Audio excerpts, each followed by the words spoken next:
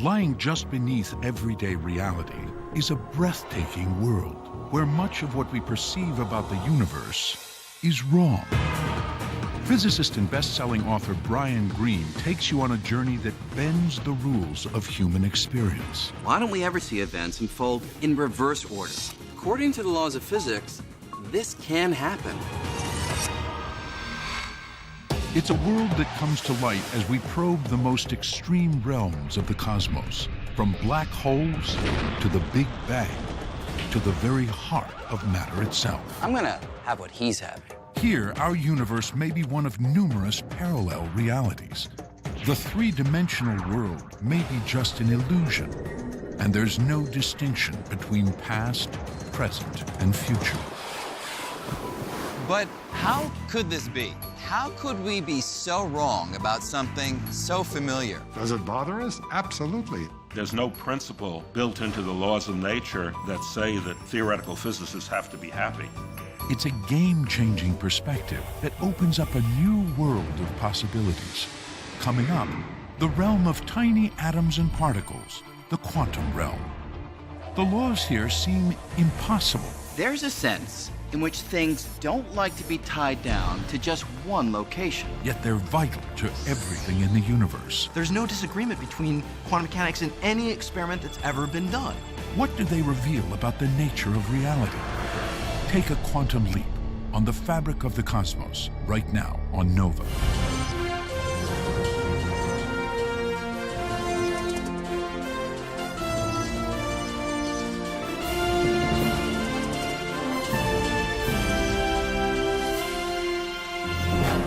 Major funding for NOVA is provided by the following: David H. Koch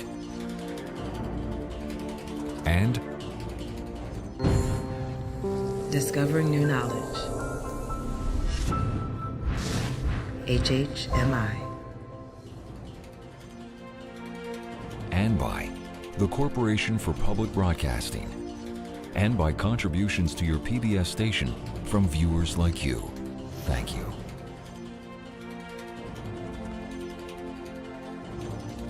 Major funding for the fabric of the cosmos is provided by the National Science Foundation, where discoveries begin.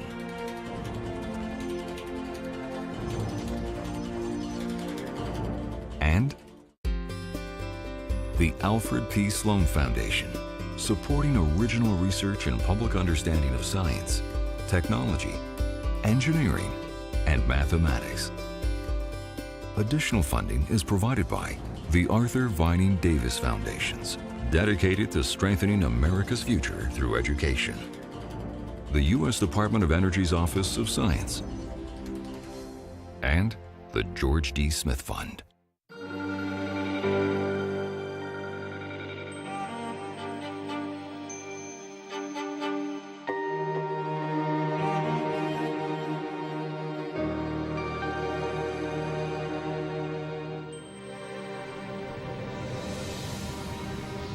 For thousands of years, we've been trying to unlock the mysteries of how the universe works. And we've done pretty well, coming up with a set of laws that describes the clear and certain motion of galaxies and stars and planets. But now we know, at a fundamental level, things are a lot more fuzzy, because we've discovered a revolutionary new set of laws that have completely transformed our picture of the universe. From outer space to the heart of New York City to the microscopic realm, our view of the world has shifted thanks to these strange and mysterious laws that are redefining our understanding of reality. They're the laws of quantum mechanics. Quantum mechanics rules over every atom and tiny particle in every piece of matter, in stars and planets, in rocks and buildings, and in you and me. We don't notice the strangeness of quantum mechanics in everyday life, but it's always there if you know where to look. You just have to change your perspective and get down to the tiniest of scales, to the level of atoms and the particles inside them. Down at the quantum level, the laws that govern this tiny realm appear completely different from the familiar laws that govern big, everyday objects. And once you catch a glimpse of them, you never look at the world in quite the same way. It's almost impossible to picture how weird things can get down at the smallest of scales.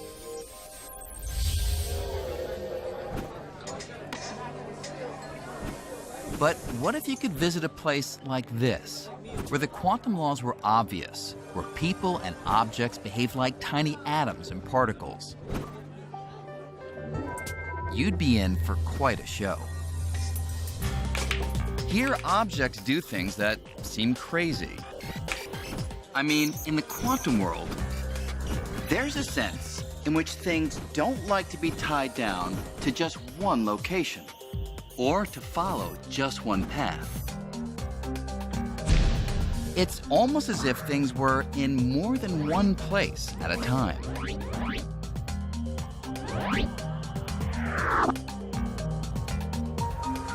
And what I do here can have an immediate effect somewhere else, even if there's no one there. And here's one of the strangest things of all. If people behave like the particles inside the atom, then most of the time, you wouldn't know exactly where they were. Instead, they could be almost anywhere until you look for them. Hey, I'm gonna have what he's having. So why do we believe these bizarre laws? Well, for over 75 years, we've been using them to make predictions for how atoms and particles should behave. And in experiment after experiment, the quantum laws have always been right.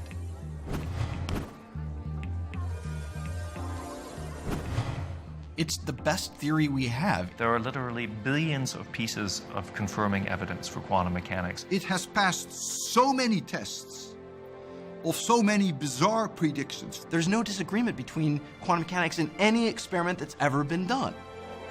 The quantum laws become most obvious when you get down to tiny scales like atoms. But consider this. I'm made of atoms. So are you. So is everything else we see in the world around us. So it must be the case that these weird quantum laws are not just telling us about small things. They're telling us about reality.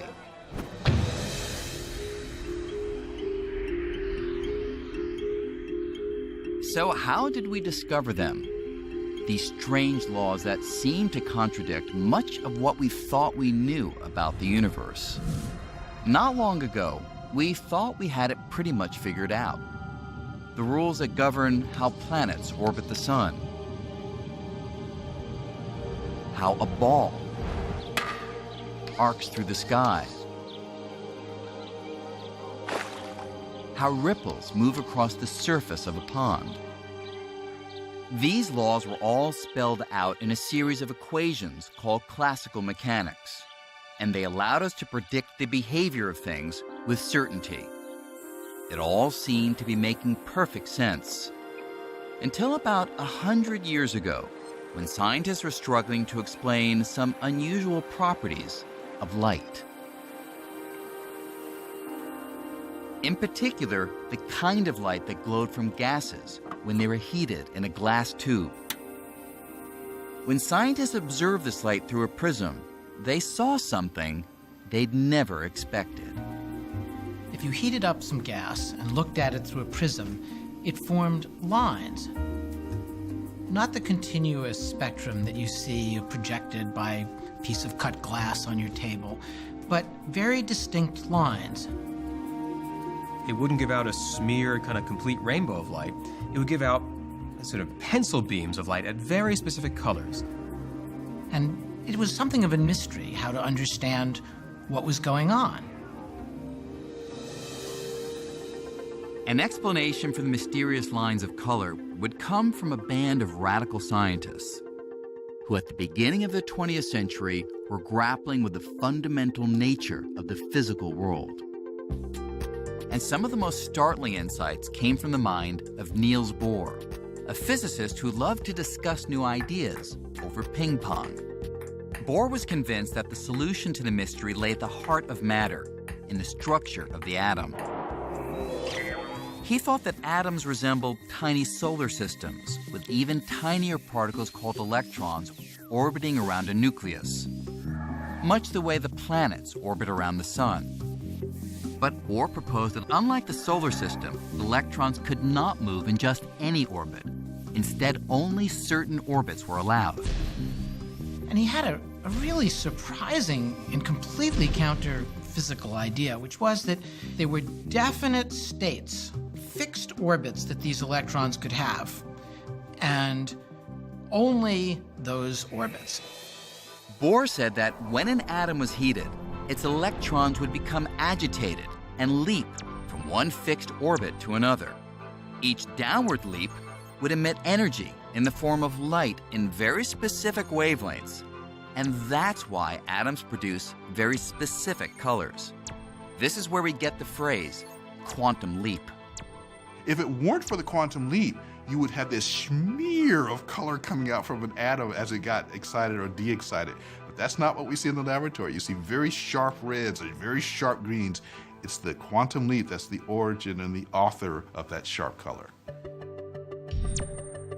What made the quantum leap so surprising was that the electron goes directly from here to there, seemingly without moving through the space in between.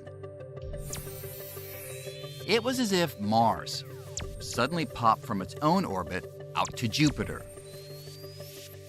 Bohr argued that the quantum leap arises from a fundamental and fundamentally weird property of electrons and atoms, that their energy comes in discrete chunks that cannot be subdivided, specific minimum quantities called quanta. And that's why there are only discrete, specific orbits that electrons can occupy. An electron had to be here or there and simply nowhere in between. And that's like nothing we experience in everyday life. Think of your daily life. When you eat food, you think your food is quantized? Do you think that you have to take a certain amount of minimum food? Food is not quantized. But the energy of electrons in an atom are quantized. That is very mysterious, why that is. As mysterious as it might be for tiny particles in an atom to act this way, the evidence quickly mounted showing that Bohr was right. In more and more experiments, electrons followed a different set of rules than planets or ping pong balls. Bohr's discovery was a game changer. And with this new picture of the atom, Bohr and his colleagues found themselves on a collision course with the accepted laws of physics. The quantum leap was just the beginning. Soon Bohr's radical views would bring him head-to-head with one of the greatest physicists in history.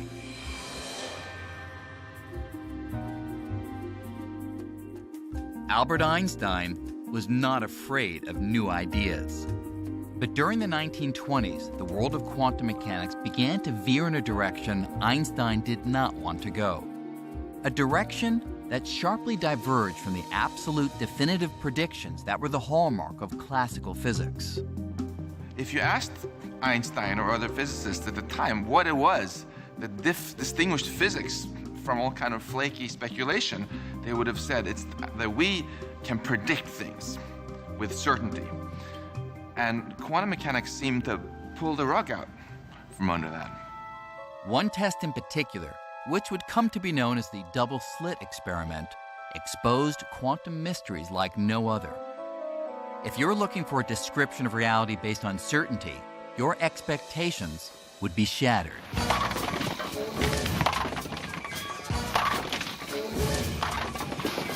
We can get a pretty good feel for the double-slit experiment and how dramatically it alters our picture of reality by carrying out a similar experiment, not on the scale of tiny particles, but on the scale of more ordinary objects, like those you'd find here in a bowling alley. But first, I need to make a couple of adjustments to the lane.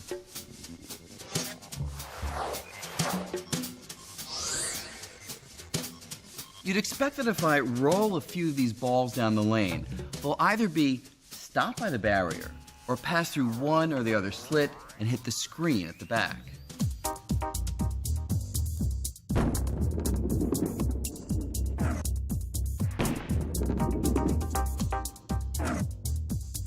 And in fact, that's just what happens. Those balls that make it through always hit the screen directly behind either the left slit or the right slit. The double slit experiment was much like this, except instead of bowling balls, you use electrons, which are billions of times smaller. You can picture them like this.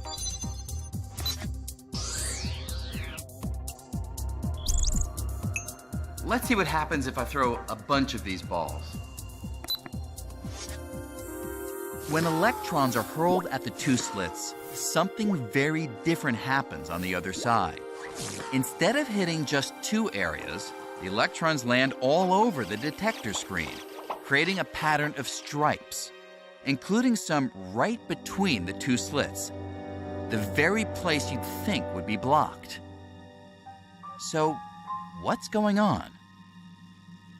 Well, to physicists, even in the 1920s, this pattern could mean only one thing: waves. Waves do all kinds of interesting things, things that bowling balls would never do. They can split. They can combine. If I sent a wave of water through the double slits, it would split in two, and then the two sets of waves would intersect. Their peaks and valleys would combine, getting bigger in some places, smaller in others, and sometimes they'd cancel each other out. With the height of the water corresponding to brightness on the screen, the peaks and valleys would create a series of stripes and what's known as an interference pattern. So, how could electrons, which are particles, form that pattern? How could a single electron end up in places a wave would go? Particles are particles, waves are waves. How can a particle be a wave? Unless you give up the idea that it's a particle and think, aha, this thing that I thought was a particle was actually a wave. A wave in an ocean? That's not a particle. The ocean is made out of particles, but the waves in the ocean are not particles. And rocks are not waves. Rocks are rocks. So a rock is an example of a particle, an ocean wave is an example of an ocean wave, and now somebody's telling you a rock is like an ocean wave.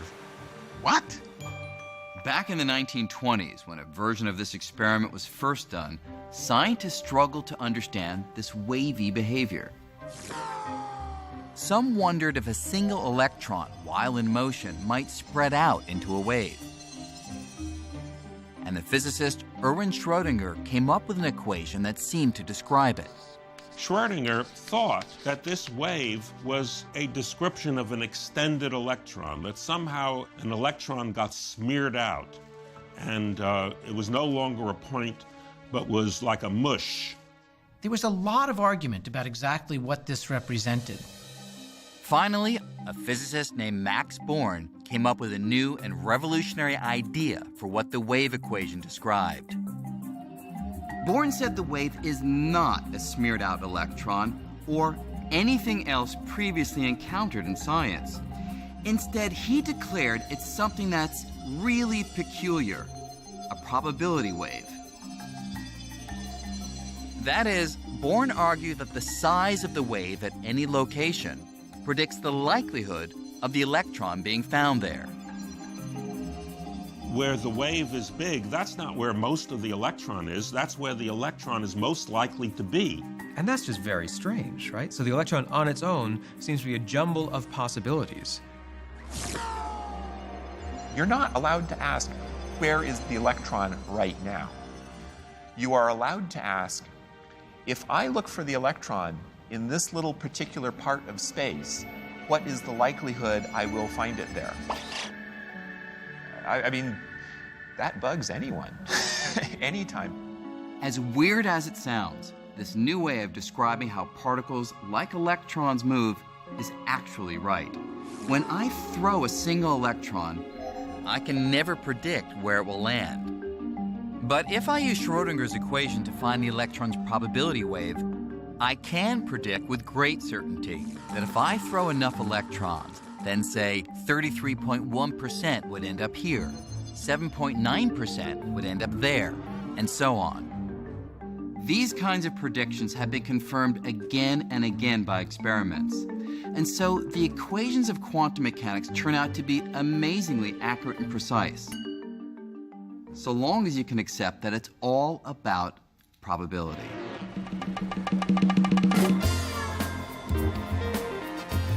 If you think that probability means you're reduced to guessing, the casinos of Las Vegas are ready to prove you wrong. Try your hand at any one of these games of chance, and you can see the power of probability. Let's say I place a $20 bet on number 29 here at the roulette table.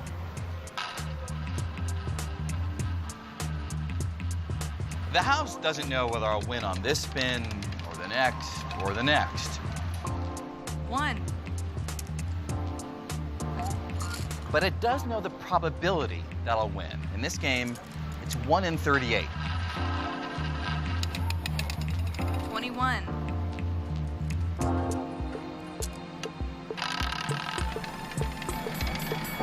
29. So even though I may win now and then, in the long run, the house always takes in more than it loses. The point is, the house doesn't have to know the outcome of any single card game, roll of the dice, or spin of the roulette wheel. Casinos can still be confident that over the course of thousands of spins, deals, and rolls, they will win. And they can predict with exquisite accuracy exactly how often. According to quantum mechanics, the world itself is a game of chance much like this. All the matter in the universe is made of atoms and subatomic particles that are ruled by probability, not certainty. At base, nature is described by an inherently probabilistic theory. And that is highly counterintuitive and something which many people would find difficulty accepting. One person who found it difficult was Einstein. Einstein could not believe that the fundamental nature of reality at the deepest level was determined by chance. And this is what Einstein could not accept. Einstein said, God does not throw dice. He didn't like the idea that we couldn't with certainty say this happens or that happens. But a lot of other physicists weren't so put off by probability, because the equations of quantum mechanics gave them the power to predict the behavior of groups of atoms and tiny particles with astounding precision. Before long, that power would lead to some very big inventions. Lasers, transistors, the integrated circuit, the entire field of electronics. If quantum mechanics suddenly went on strike, every single machine that we have in the US almost would stop functioning. The equations of quantum mechanics would help engineers design microscopic switches that direct the flow of tiny electrons and control virtually every one of today's computers, digital cameras, and telephones. All the devices that we live on, diodes, transistors, just to form the basis of information technology, the basis of daily life in all sorts of ways. They work. And why do they work? They work because of quantum mechanics. I'm tempted to say that without quantum mechanics, we'd be back in the dark ages. I guess more accurately, without quantum mechanics, we'd be back in the 19th century.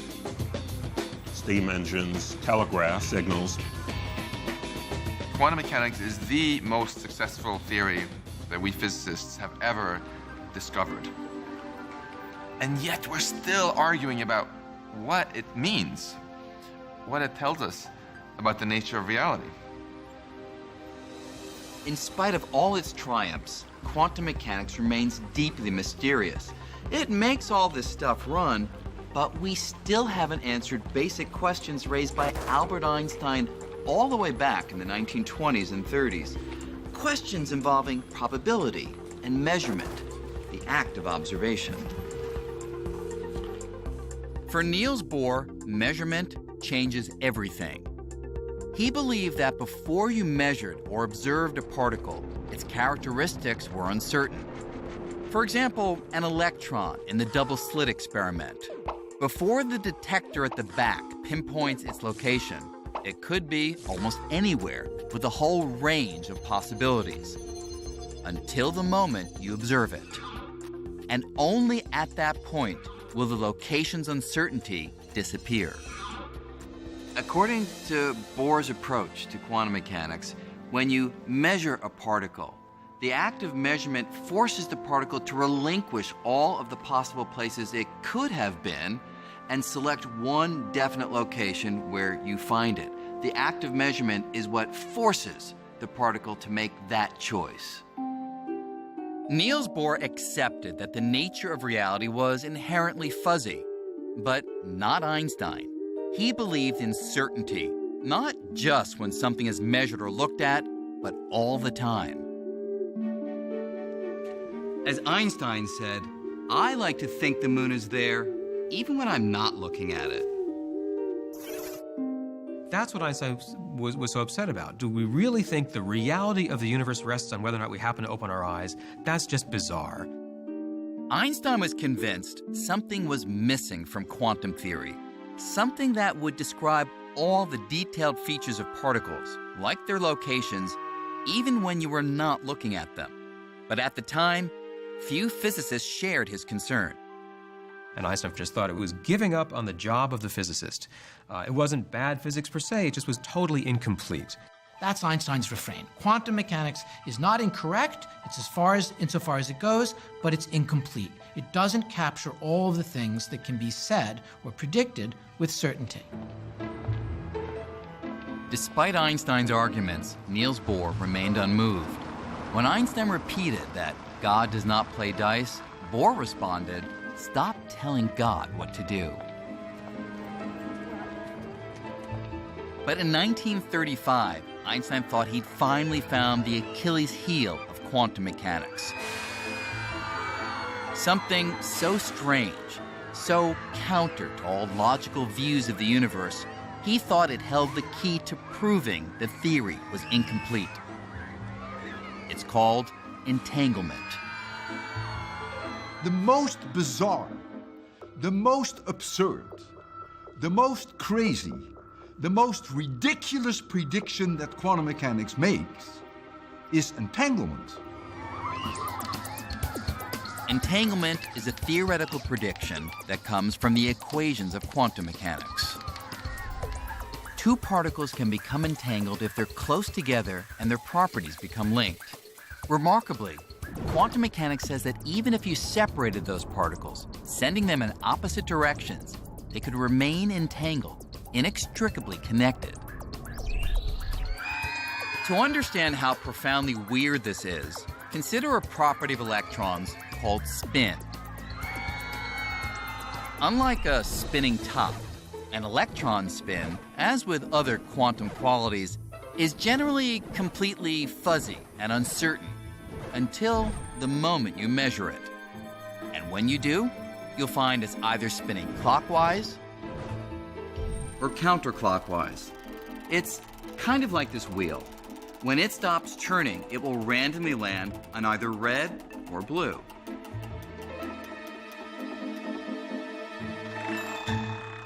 Now imagine a second wheel. If these two wheels behave like two entangled electrons, then every time one landed red, the other is guaranteed to land on blue. And vice versa. Now, since the wheels are not connected, that's suspicious enough. But the quantum mechanics embraced by Niels Bohr and his colleagues went even further, predicting that if one of the pair were far away, even on the moon, with no wires or transmitters connecting them, still, if you look at one and find red, the other is sure to be blue. In other words, if you measured a particle here, not only would you affect it, but your measurement would also affect its entangled partner, no matter how distant. For Einstein, That kind of weird long-range connection between spinning wheels or particles was so ludicrous, he called it spooky. Spooky action at a distance. What's surprising is that when you make a measurement of one particle, you affect the state of the other particle. You change its state. There's no forces or pulleys or, telephone wires. There's nothing connecting those things, right? How could my choice to act here have anything to do with what happens over there? So there's no way they can communicate with each other. So it is completely bizarre. Einstein just could not accept that entanglement worked this way, convincing himself that only the math was weird, not reality. He agreed that entangled particles could exist, but he thought that there was a simpler explanation for why they were linked that did not involve a mysterious long-distance connection. Instead, he insisted that entangled particles were more like a pair of gloves. Imagine someone separates the two gloves, putting each in a case. Then that person delivers one of those cases to me and sends the other case to Antarctica.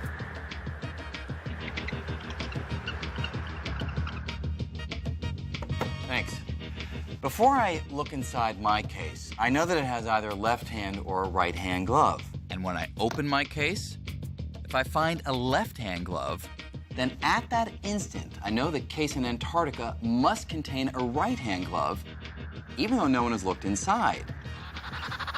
There's nothing mysterious about this. Obviously, by looking inside the case, I've not affected either glove. This case has always had a left-hand glove, and the one in Antarctica has always had a right-hand glove. That was set from the moment the gloves were separated and packed away. Now, Einstein thought that exactly the same idea applies to entangled particles. Whatever configuration the electrons are in must have been fully determined from the moment that they flew apart. So, who was right? Bohr, who championed the equations that said that particles were like spinning wheels that could immediately link their random results even across great distances?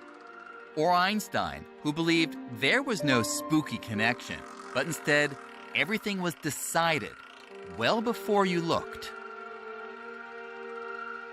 Well, the big challenge in figuring out who is right, Bohr or Einstein, is that Einstein is saying a particle, say, has a definite spin before you measure it. How do you check that, you say to Einstein? He says, well, measure it, and you'll find the definite spin. Bohr would say, but it's the act of measurement that brought that spin to a definite state. No one knew how to resolve the problem. So the whole question came to be considered philosophy, not science. In 1955, Einstein died, still convinced that quantum mechanics offered, at best, an incomplete picture of reality.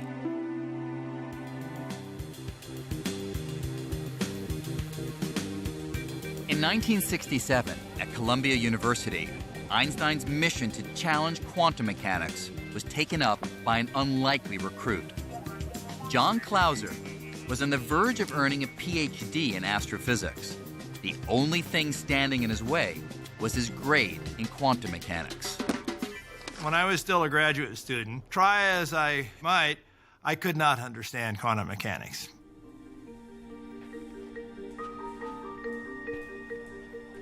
Clauser was wondering if Einstein might be right when he made a life-altering discovery. It was an obscure paper by a little-known Irish physicist named John Bell. Amazingly, Bell seemed to have found a way to break the deadlock between Einstein and Bohr and show once and for all who was right about the universe. I was convinced that the quantum mechanical view was probably wrong. Reading the paper, Clauser saw that Bell had discovered how to tell if entangled particles were really communicating through spooky action, like matching spinning wheels, or if there was nothing spooky at all, and the particles were already set in their ways, like a pair of gloves. What's more, With some clever mathematics, Bell showed that if spooky action were not at work, then quantum mechanics wasn't merely incomplete, as Einstein thought. It was wrong. I came to the conclusion that, my God, this is one of the most profound results I've ever seen. Bell was a theorist, but his paper showed that the question could be decided if you could build a machine that created and compared many pairs of entangled particles. Bell turned the question into an experimental question. It wasn't just going to be about philosophy or trading pieces of paper. And the experiment that he envisioned could be done. You could really set up an actual experiment to force the issue.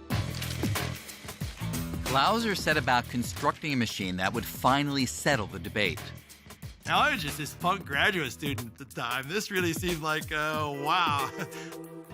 There's always the slim chance that you will find a result that will shake the world.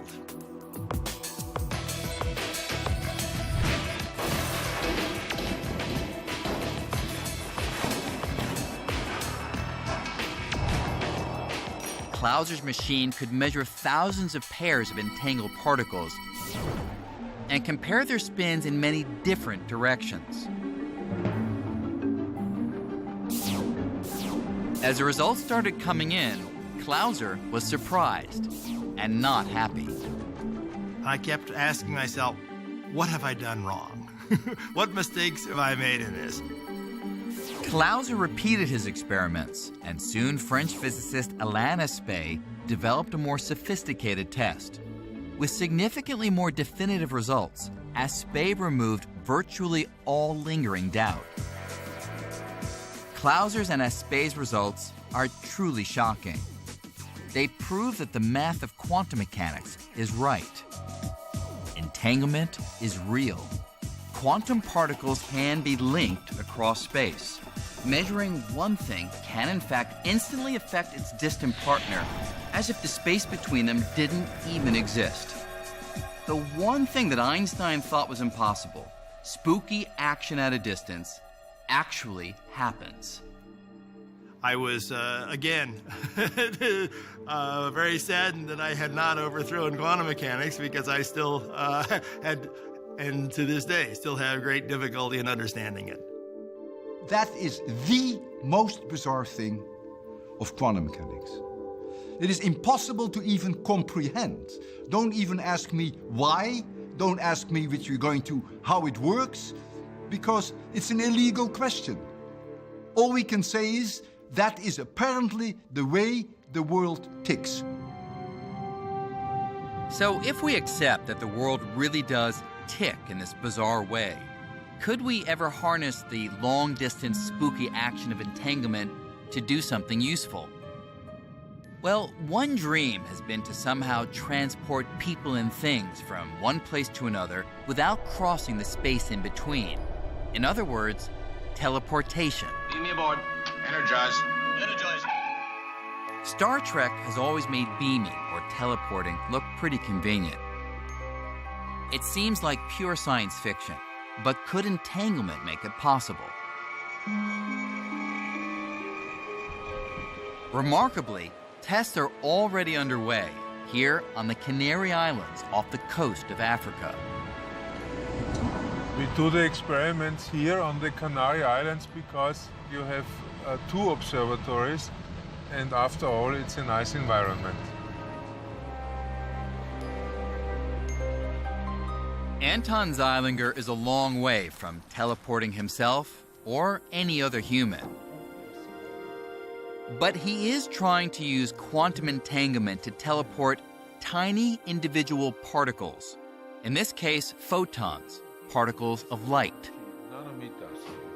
He starts by generating a pair of entangled photons in a lab on the island of La Palma. One entangled photon stays on La Palma, while the other is sent by laser to the island of Tenerife, 89 miles away. Now Zeilinger brings in a third photon, the one he wants to teleport, and has it interact with the entangled photon on La Palma. the team studies the interaction, comparing the quantum states of the two particles. And here's the amazing part.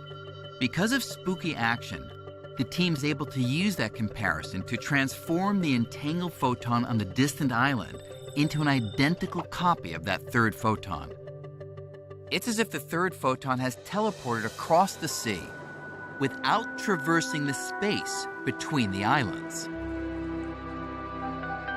Sort of extract the information carried by the original and make a new original there. Using this technique, Zeilinger has successfully teleported dozens of particles.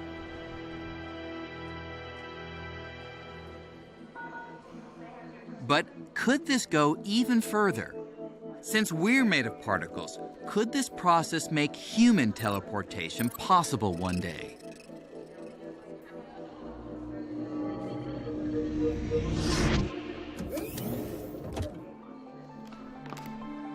Welcome to New York City. Let's say I want to get to Paris for a quick lunch. Well, in theory, entanglement might someday make that possible. Here's what I'd need.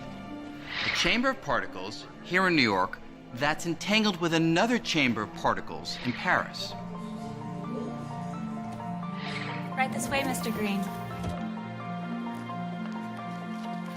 I would step into a pod that acts sort of like a scanner or a fax machine.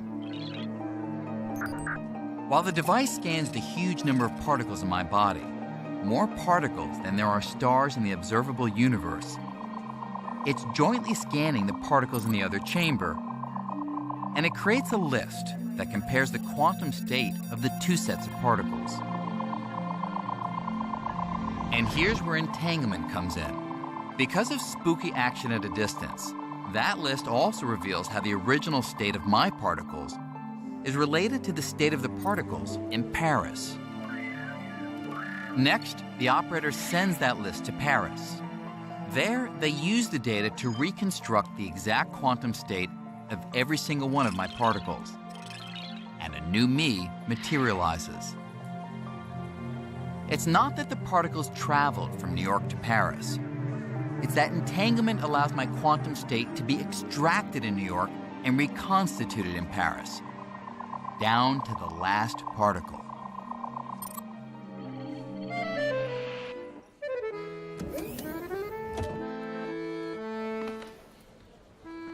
Bonjour, Monsieur Green.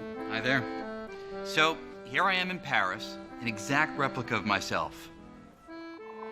And I'd better be, because measuring the quantum state of all my particles in New York has destroyed the original me. It is absolutely required in the quantum teleportation protocol that the thing that is teleported is destroyed in the process. And, you know, that does make you a little anxious. I guess you would just end up being a lump of neutrons, protons, and electrons. You wouldn't look too good. Now, we are a long way from human teleportation today, but the possibility raises a question. Is the Brian Greene who arrives in Paris really me?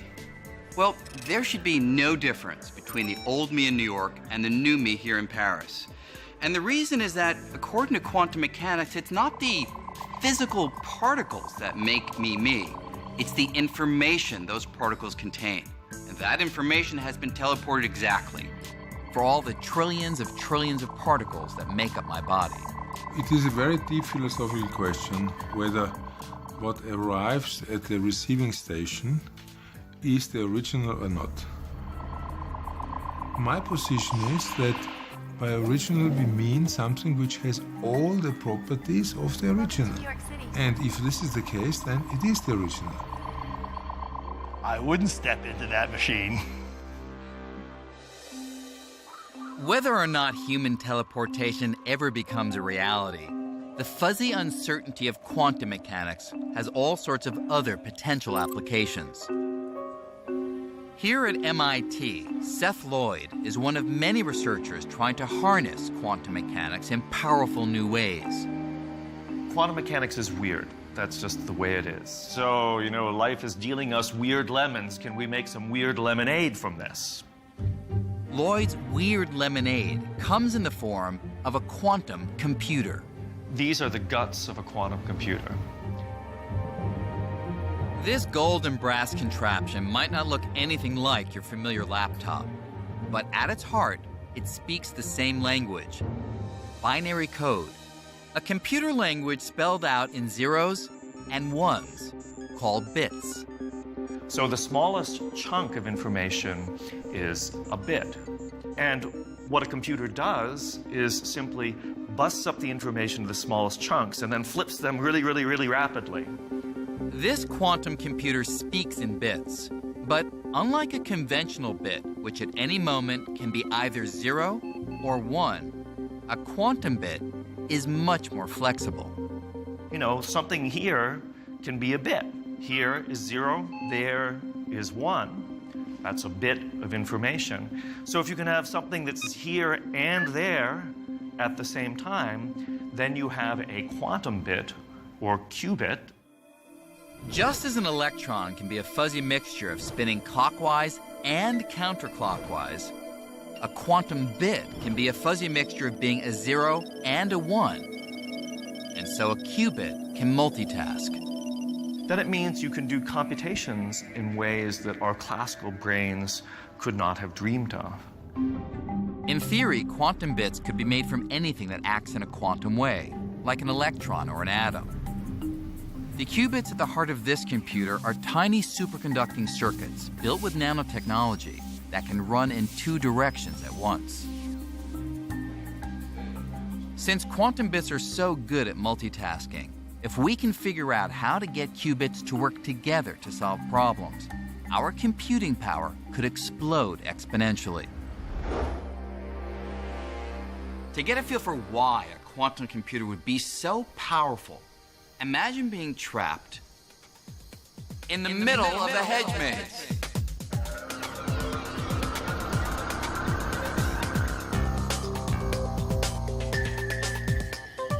What you'd want is to find the way out as fast as possible. The problem is there are so many options. And I just have to try them out, one at a time. That means I'm going to hit lots of dead ends, go down lots of blind alleys, and make lots of wrong turns before I finally get lucky and find the exit. And that's pretty much how today's computers solve problems. Though they do it very quickly, they only carry out one task at a time, just like I can only investigate one path at a time in the maze. But if I could try all the possibilities at once, it would be a different story. And that's kind of how quantum computing works. Since particles can, in a sense, be in many places at once, the computer could investigate a huge number of paths or solutions at the same time and find the correct one in a snap. Now, a maze like this only has a limited number of routes to explore, so a conventional computer could find the way out pretty quickly. But imagine a problem with millions or billions of variables, like predicting the weather far in advance. We might be able to forecast natural disasters like earthquakes or tornadoes. Solving that kind of problem right now would be impossible because it would take a ridiculously huge computer. But a quantum computer could get the job done with just a few hundred atoms. And so the brain of that computer, it would be smaller than a grain of sand. There's no doubt we're getting better and better at harnessing the power of the quantum world, and who knows where that could take us. But we can't forget that at the heart of this theory, which has given us so much, there is still a gaping hole. All the weirdness down at the quantum level, at the scale of atoms and particles, where does the weirdness go? Why can things in the quantum world hover in a state of uncertainty, seemingly being partly here and partly there, with so many possibilities, while you and I, who, after all, are made of atoms and particles, seem to always be stuck in a single, definite state? We are always either here or there. Niels Bohr offered no real explanation for why all the weird fuzziness of the quantum world seems to vanish as things increase in size. As powerful and accurate as quantum mechanics has proven to be, scientists are still struggling to figure this out. Some believe that there's some detail missing in the equations of quantum mechanics. And so, even though there are multiple possibilities in the tiny world, the missing details would adjust the numbers on our way up from atoms to objects in the big world so that it would become clear that all but one of those possibilities disappear, resulting in a single certain outcome. Other physicists believe that all of the possibilities that exist in the quantum world, they never do go away. Instead, each and every possible outcome actually happens. Only most of them happen in other universes, parallel to our own.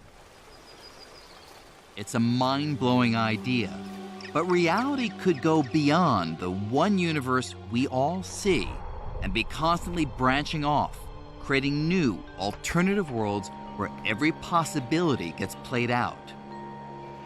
This is the frontier of quantum mechanics, and no one knows where it will lead.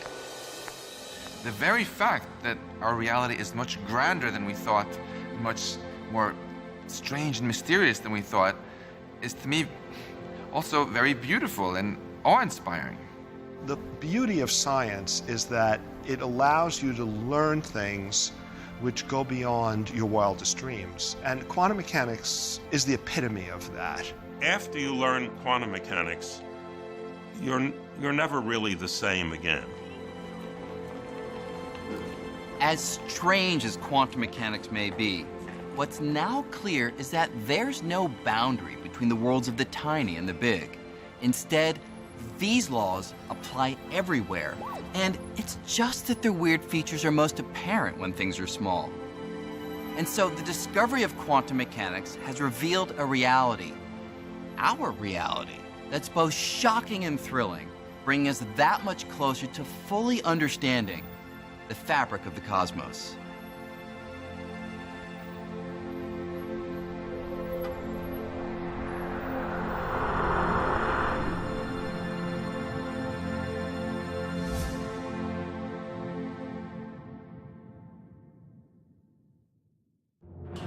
Major funding for NOVA is provided by David H. Koch and Discovering New Knowledge. HHMI. and by the Corporation for Public Broadcasting and by contributions to your PBS station from viewers like you. Thank you.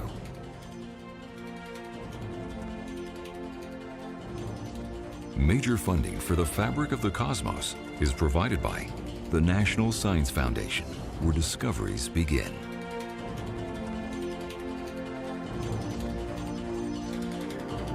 And the Alfred P. Sloan Foundation, supporting original research and public understanding of science, technology, engineering, and mathematics. Additional funding is provided by the Arthur Vining Davis Foundations, dedicated to strengthening America's future through education. The U.S. Department of Energy's Office of Science. And the George D. Smith Fund.